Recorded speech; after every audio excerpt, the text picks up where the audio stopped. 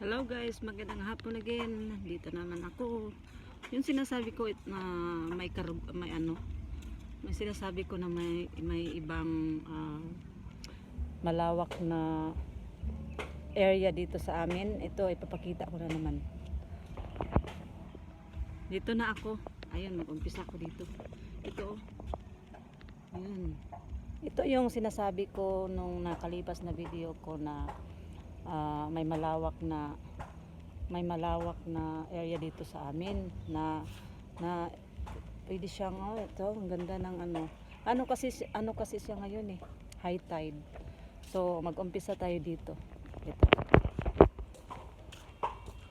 Dito maglalakad ako patungo doon sa malayo. Ito yun, maganda siya. Yun. Dito may maraming sasakyan pandagat. Ito. Tinatawag nila na sakayan sa Bisaya. Ito. Marami kasing mga mangingisda dito. Ito may nagmo-moment siya nagmo-moment siya. Ito. Marami siyang sasakyan. Dito sinasabi nilang tambot. Yan. Maganda ang paligid. Marami rin siyang magagandang bahay dito na parang rest house. Doon, ayun magandang bahay. Rest house siya sa mga may kaya sa buhay. Ayun. Nandoon yung Bakawan. Yan, makikita mo yung view ng Bakawan. Ayun. Yun. Ano siya ngayon high tide. Ito yung bahay bakasyonanan ng mga may kaya sa buhay. Ito maganda siya. Kapag may gustong magkantahan, dito lang siya nagre-rent. Dito. Ito. Dito mo makikita ang ganda talaga kasi malawak siya. Yun. Ito yung Kungwa School. Hindi siya totally ang school talaga, but kuan siya. Dito nila ginagawa kapag may sila okasyon. Parang anong tawag dun? May sila okasyon sa school, dito nila ginagawa sa Kungwa School. Ito. Yan, ang ganda no? Dito siya. Yan. Malawak kaya yan sa loob. Yan o. Kungwa.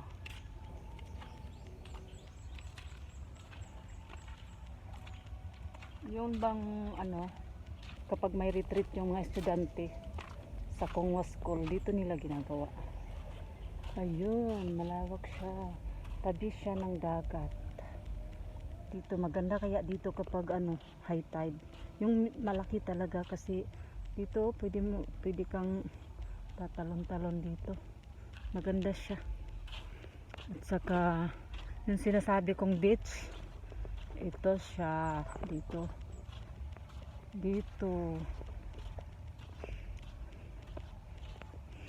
May gate siya doon sa sa highway talaga. Ito sa likod to ito siya yan.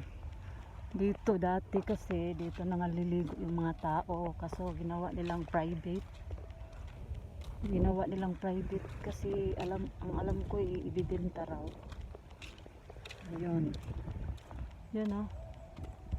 doon. Ito ang sinasabi kong malawak talaga. Ito siya. Yun May nangingisda doon sa laot.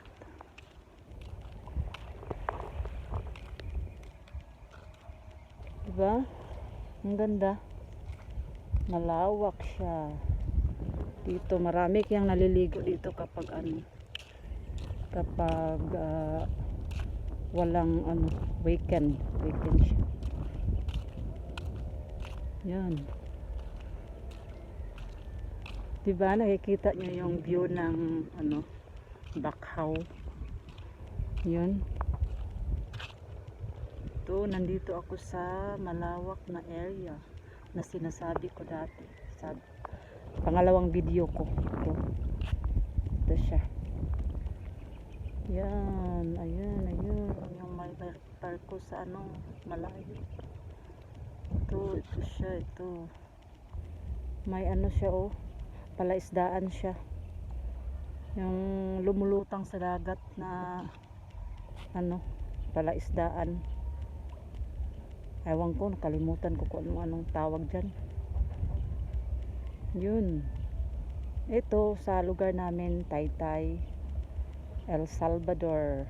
Doon sa unahan, kung doon ka dadaan sa highway, siya, Tambaling going to El Salvador City. Yan. Ito. Ito ang beauty ng aming lugar. Ito siya. Medyo malayo to sa bahay namin. Yun.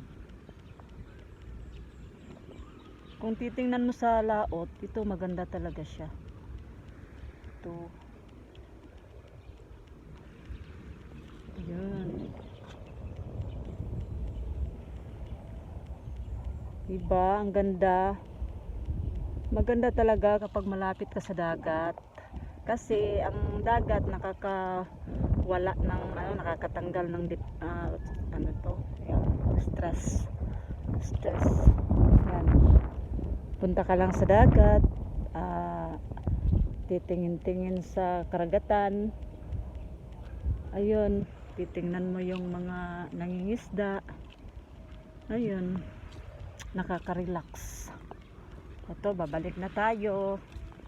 Pinapakita ko lang yung sinasabi ko na malawak na area na nandito sa amin. Maganda siya. Tingnan mo yung daanan. Diba? At saka sa kabilaan. Ito siya. Kapag mabenta na siguro to, depende sa nakabili kung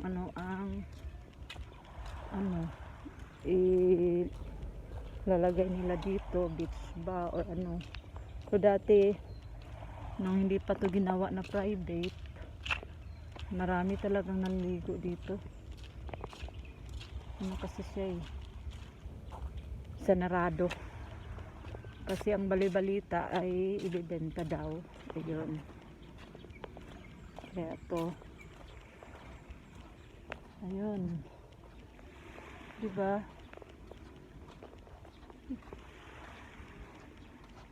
Pinapakita ko lang ang lugar namin. Nandito ako sa dagat. Malapit sa dagat.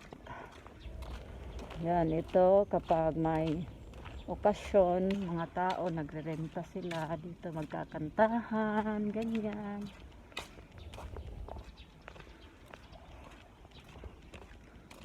Kapag may okasyon sila. Ito.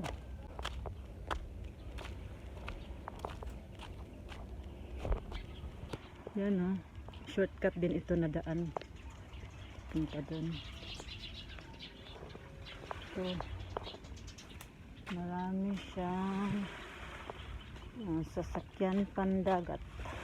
Kasi maraming mangingisda dito sa amin.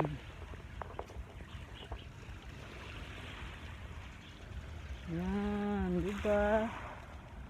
Ganda kaya ng namin lugar.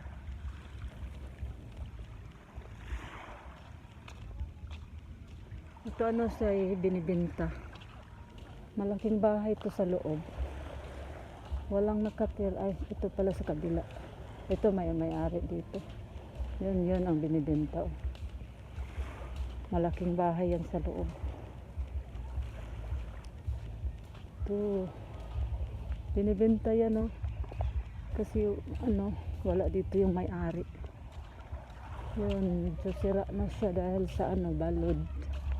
Sa alon, malalaking alon kapag gabi. Kapag malaki ang dagat. Ay, yun. Yan. So, yun lang guys. Salamat sa panonood. Bye-bye.